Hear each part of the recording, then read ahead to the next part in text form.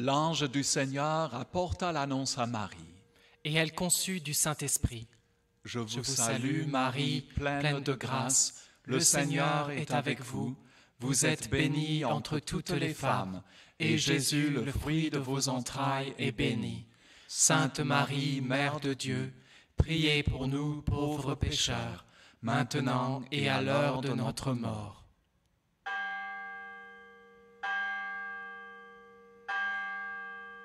Voici la servante du Seigneur. Qu'il me soit fait selon votre parole. Je vous salue, Marie, pleine de grâce. Le Seigneur est avec vous. Vous êtes bénie entre toutes les femmes, et Jésus, le fruit de vos entrailles, est béni. Sainte Marie, Mère de Dieu, priez pour nous pauvres pécheurs, maintenant et à l'heure de notre mort.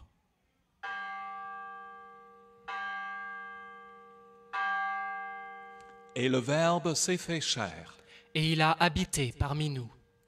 Je vous salue, Marie, pleine de grâce. Le Seigneur est avec vous. Vous êtes bénie entre toutes les femmes, et Jésus, le fruit de vos entrailles, est béni. Sainte Marie, Mère de Dieu, priez pour nous pauvres pécheurs, maintenant et à l'heure de notre mort.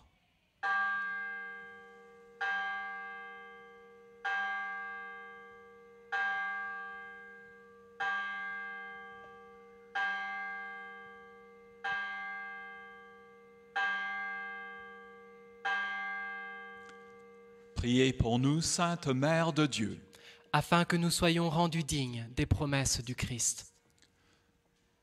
Que ta grâce, Seigneur, se répande dans nos cœurs. Par le message de l'ange, tu nous as fait connaître l'incarnation de ton Fils bien-aimé. Conduis-nous par sa passion et par sa croix, jusqu'à la gloire de la résurrection. Par le Christ notre Seigneur. Amen.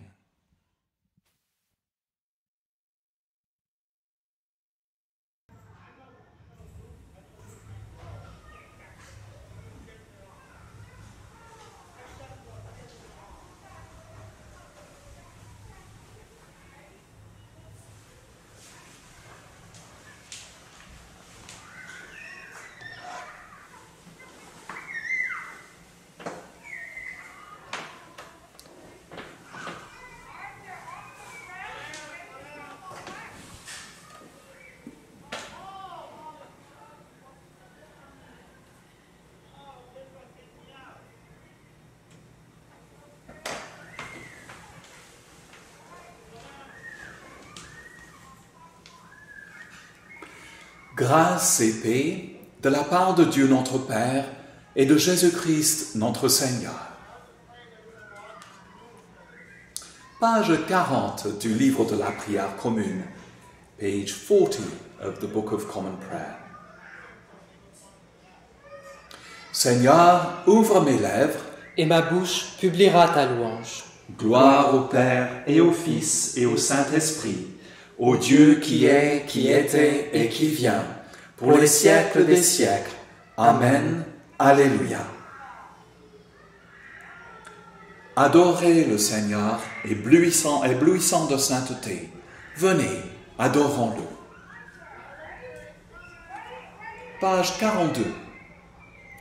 Acclamez le Seigneur, terre entière.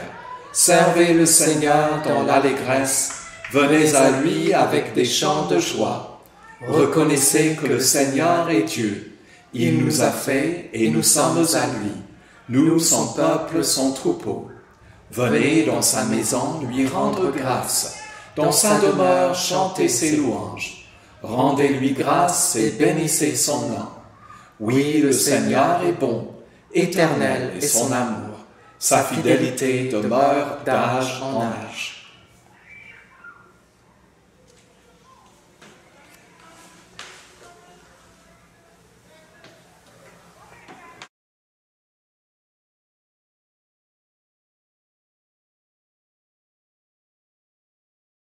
Commençons à lire à la page 473. Our Psalms this morning are Psalms 16 and 17, beginning to read on page 473 of the Book of Common Prayer. Garde-moi, mon Dieu, j'ai fait de toi mon refuge. J'ai dit au Seigneur, tu es mon Dieu, je n'ai pas d'autre bonheur que toi. Toutes les idoles du pays, ces dieux que j'aimais, ne cessent d'étendre leurs ravages, et l'on se rue à leur suite. Je n'irai pas leur offrir le sang des sacrifices. Leur nom ne viendra pas sur mes lèvres. Seigneur, mon partage et ma coupe, de toi dépend mon sort. La part qui me revient fait mes délices. J'ai même le plus bel héritage. Je bénis le Seigneur qui me conseille. Même la nuit, mon cœur m'avertit. Je garde le Seigneur devant moi sans relâche. Il est à ma droite, je suis inébranlable. Mon cœur exulte, mon âme est en fête, ma chair elle-même repose en confiance. Tu ne peux m'abandonner à la mort, ni laisser ton ami voir la corruption. Tu m'apprends le chemin de la vie. Devant ta face, débordement de joie. À ta droite, éternité de délices. Seigneur, écoute la justice, entends ma plainte, accueille ma prière, mes lèvres ne mentent pas. De ta face me viendra la sentence. Tes yeux verront où est le droit. Tu sondes mon cœur, tu me visites la nuit. Tu m'éprouves sans rien trouver. Mes pensées n'ont pas franchi mes lèvres. Pour me conduire selon ta parole, j'ai gardé le chemin prescrit. J'ai tenu mes pas sur tes traces. Jamais mon pied ne trébuche. Je t'appelle, toi, le Dieu qui répond. Écoute-moi, entends ce que je dis. Montre les merveilles de ta grâce, toi qui libères de l'agresseur ceux qui se réfugient sous ta droite. Garde-moi comme la prunelle de l'œil, à l'ombre de tes ailes, cache-moi. Loin des méchants qui m'ont ruiné, des ennemis mortels qui m'entourent.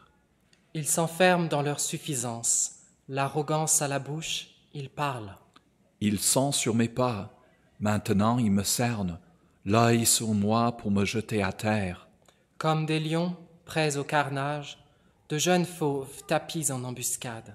Lève-toi, Seigneur, affronte-les, renverse-les. Par ton épée, libère-moi des méchants. Que ta main, Seigneur, les exclue d'entre les hommes, hors de l'humanité, hors de ce monde, tel soit le sort de leur vie. Réserve-leur de quoi les rassasier, que leurs fils en soient saturés, qu'il en reste encore pour leurs enfants. Et moi, par ta justice, je verrai ta face. Au réveil, je me rassasierai de ton visage. Gloire au Père et au Fils et au Saint-Esprit, au Dieu qui est, qui était et qui vient, pour les siècles des siècles. Amen.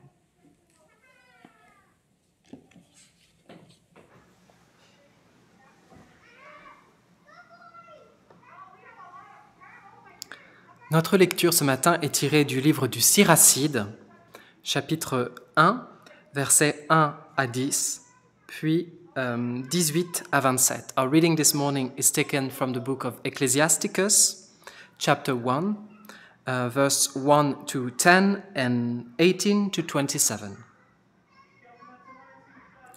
Toute sagesse vient du Seigneur, avec lui elle demeure à jamais. Le sable des mers, les gouttes de la pluie, les jours de l'éternité, qui les dénombrera? La hauteur du ciel, la largeur de la terre, la profondeur de l'abîme, qui les explorera? Avant toute chose fut créée la sagesse, de toute éternité, l'intelligence prudente. La racine de la sagesse, à qui fut-elle révélée? Ses accomplissements, qui les connaît? Un seul est sage, très redoutable, celui qui siège sur son trône. Le Seigneur lui-même l'a créé. Il l'a vu et mesuré. Il l'a répandu sur toutes ses œuvres. En toute chair, selon sa largesse, il l'a accordé à ceux qui l'aiment, lui. La couronne de la sagesse, c'est la crainte du Seigneur, qui fait fleurir la paix et la bonne santé. Elle fait pleuvoir la science et la connaissance intelligente. Elle exalte la gloire de ceux qui la possèdent. La racine de la sagesse, c'est la crainte du Seigneur, et ses rameaux sont une longue vie. Une irritation injuste ne pourra se justifier, car le mouvement de celui qui s'irrite l'entraîne à sa perte. Jusqu'au bon moment, l'homme patient tiendra bon, et ensuite la joie lui sera rendue. Jusqu'au bon moment, il gardera pour lui ses pensées. Les lèvres de la foule diront son intelligence.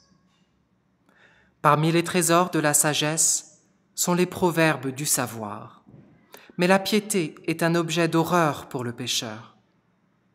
Toi, qui désires la sagesse, observe les commandements, et le Seigneur te l'accordera. Car la sagesse et l'instruction, c'est la crainte du Seigneur. Son bon plaisir, c'est la fidélité et la douceur. Ici se termine notre lecture.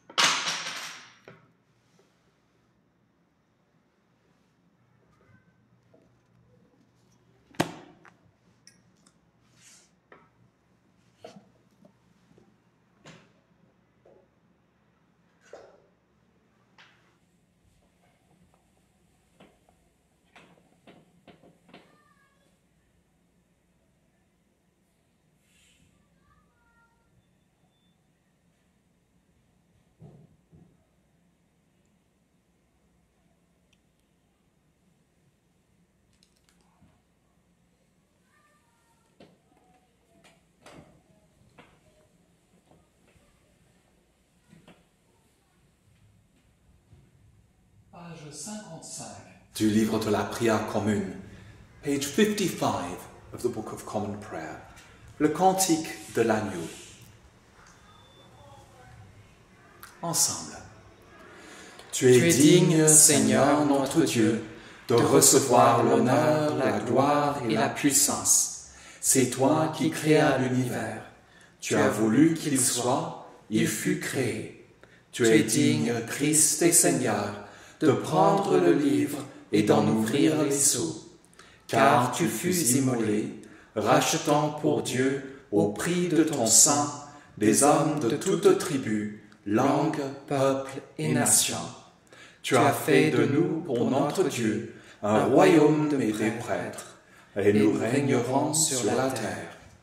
À celui qui siège sur le trône et à l'agneau, louange, honneur, gloire et puissance pour les siècles des siècles. Amen. Page 59 du livre de la prière commune, page 59 of the Book of Common Prayer. Le Seigneur soit avec vous. Et avec ton esprit. Prions le Seigneur.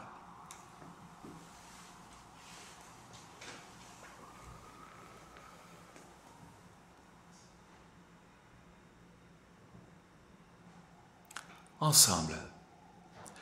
Notre Père, qui es aux cieux, que ton nom soit sanctifié, que ton règne vienne, que ta volonté soit faite, sur la terre comme au ciel.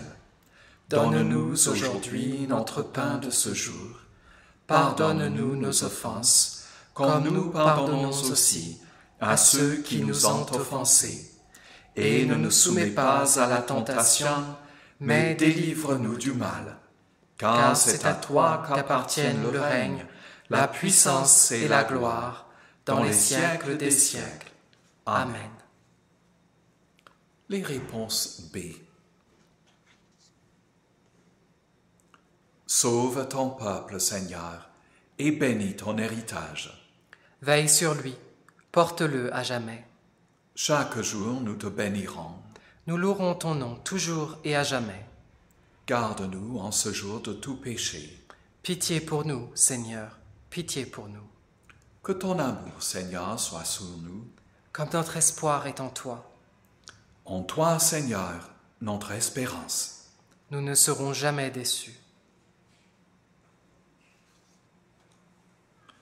Dieu Tout-Puissant, tu as donné à tes serviteurs Latimer et Ridley la hardiesse de confesser devant les chefs des nations le nom de Jésus-Christ notre Sauveur et le courage de mourir pour sa foi. Accorde-nous d'être toujours prêts à rendre compte de l'espérance qui est en nous et de souffrir avec joie pour Jésus le Christ, notre Seigneur. Lui qui vit et règne avec toi et le Saint-Esprit, un seul Dieu dans les siècles des siècles. Amen. Amen.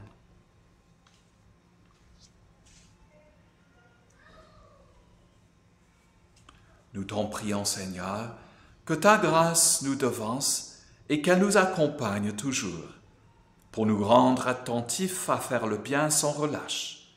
Par Jésus-Christ, notre Seigneur, qui vit et règne avec toi et le Saint-Esprit, un seul Dieu, maintenant et toujours. Amen. Dieu Tout-Puissant, ton Fils bien-aimé n'est monté dans la joie qu'après avoir connu la souffrance. Il n'est entré dans la gloire qu'après sa crucifixion. De grâce, accorde-nous qu'en marchant dans la voie de la croix, nous découvrions qu'elle seule conduit à la vie et à la paix. Par Jésus le Christ, notre Seigneur. Amen. Amen.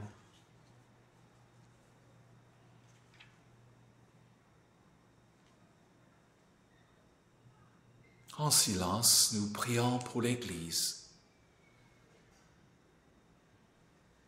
pour nos frères et sœurs dans le diocèse de New York, pour nos frères et sœurs ici, membres de l'Église française du Saint-Esprit.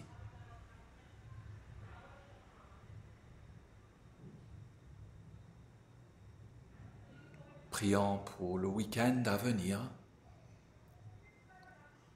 pour tous nos frères et sœurs rassemblés le dimanche matin pour fêter la résurrection de notre Seigneur.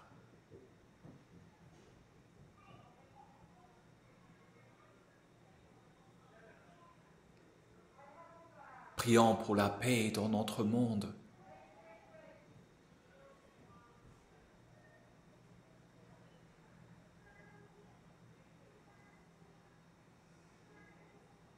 Prions pour ceux qui sont touchés par la violence de la guerre ou du terrorisme,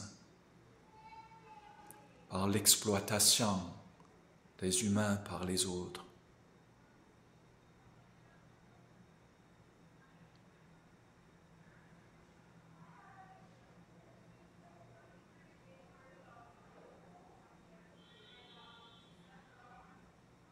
Rendons grâce à Dieu pour la beauté de la terre. Une beauté que nous avons si vite exploitée. Apprends-nous, Seigneur, à faire partie de la terre que tu as créée, de nous sentir interdépendants avec toute ta création.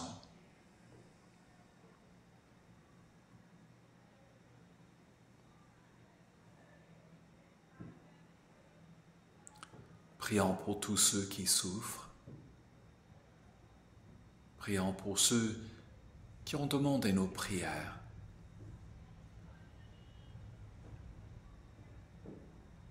Nous les tenons tous dans la présence du Dieu de compassion, du Dieu d'amour.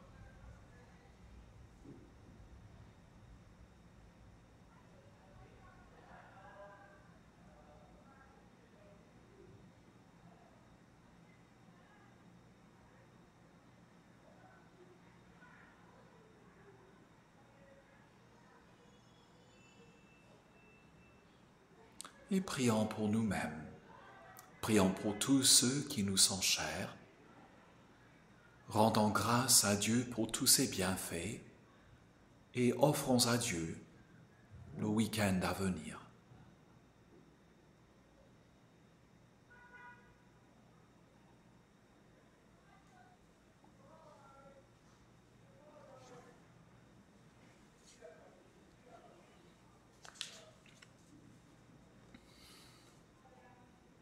Page 64 du livre de la prière commune. Page 64. La prière de Saint Jean Chrysostome. The prayer of Saint John Chrysostom. Ensemble.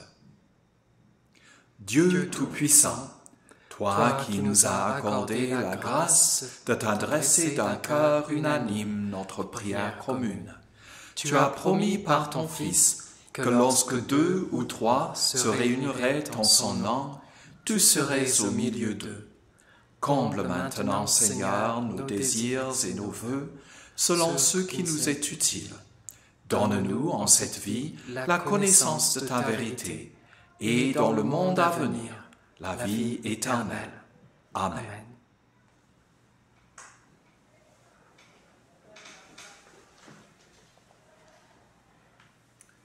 Bénissons le Seigneur. Nous rendons grâce à Dieu. Gloire à Dieu qui peut, par sa puissance qui agit en nous, faire au-delà, infiniment au-delà de ce que nous demandons et concevons. À lui la gloire dans l'Église et en Jésus-Christ pour toutes les générations des siècles. Amen. Amen.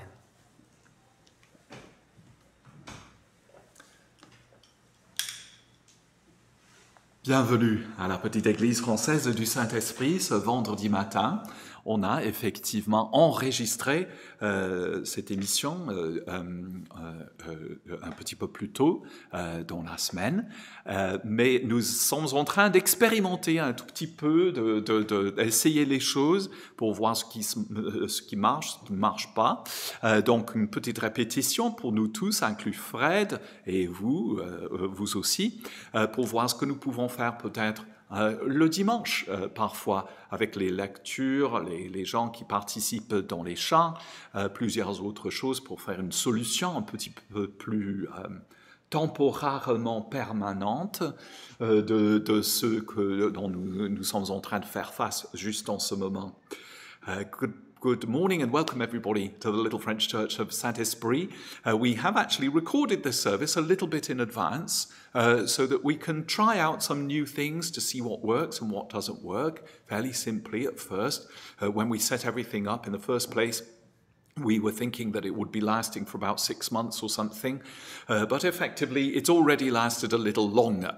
So we're trying to experiment a little bit more to see what might be possible over the next few months as we continue to live with this pandemic, but also what might be possible after the pandemic has wended its weary way out of our lives, left us in peace, and we may still want to participate in the way that you're participating right now, and the way that we're participating right now here in church. How can we bring those two worlds a little closer together? Now remember that even though we've recorded this service beforehand, you can still chat with each other on the live chat. You've probably already discovered that without my having to announce it, because it looks just the same as it normally looks. It's just that it's been recorded in advance. We're not going to do this very often. We just wanted to experiment it with it this time to see what comes out of it, what we might use in the future. Huge thanks to Fred, as usual, for all the hard work that he's putting into this and making full use of all of the technology we've got, not just the hardware and the software, but the firmware as well, whatever that is. I have got no idea. But still, we're very grateful. Yes, and tonight we'll have a recorded song, and we're also going to practice a little evensongery. So we're going to be singing the Lord's Prayer, the versicles and responses, and the collects. Now I've promised to do it, so we've got to do it, Joyce. And Fred, I hope maybe you could join in with those responses too. That would be fun. Just with a minor third, probably, knowing Fred.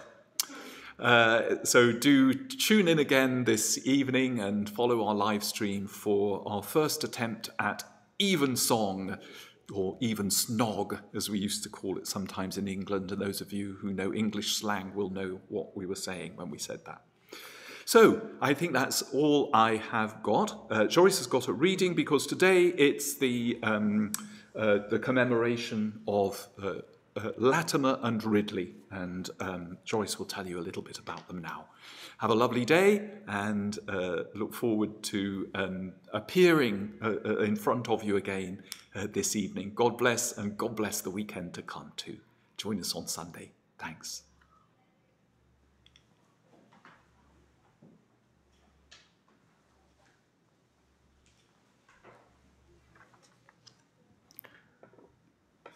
So we have a little reading about Hugh Latimer, who was bishop and martyr, and Nicholas Ridley, who was also a bishop and also a martyr. They died together. So I'm going to read. When Henry VIII of England died, he left 3 heirs, his son, Edward, and his 2 daughters, Mary and Elizabeth. Edward succeeded to the throne and was a staunch Protestant, or at least his advisors were.